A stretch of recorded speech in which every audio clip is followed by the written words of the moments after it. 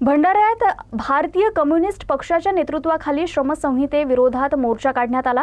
कामगार हक्क, किमान वेतनापेक्षा कमी मजुरी, थकीत पगार आणि असुरक्षित रोजगाराचा आरोप करत सरकारविरोधात तीव्र निषेध नोंदवण्यात आला।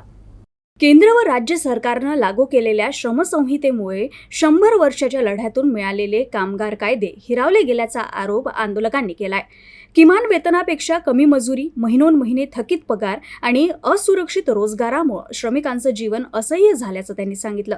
सरकार उद्योगपतींच्या बाजूने झुकत असून कामगार शेतकऱ्यांकडे जाणीवपूर्वक दुर्लक्ष करत असल्याचा संताप व्यक्त करण्यात आला।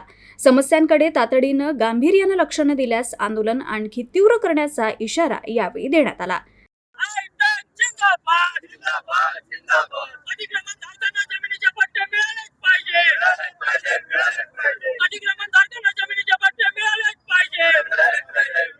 ह्या सर्व प्रश्न सोडवण्यासाठी ज्यामध्ये शेतकऱ्यांची सुद्धा समस्या, अतिक्रमणधारक मोठ्या संख्येने या जिल्ह्यामध्ये आहेत, त्यांचीही समस्या आहे, कामगारांची समस्या आहे आणि या देशामध्ये जे 44 कामगार कायदे बदलून 4 संहिता जे केलेल्या आहेत त्या रद्द कराव्या आणि अमेरिकेशी झालेला जो करार आहे त्याचा संपूर्ण जीवनावर फार मोठा इफेक्ट होणार आहे, तो सुद्धा करार यांनी रद्द करावा।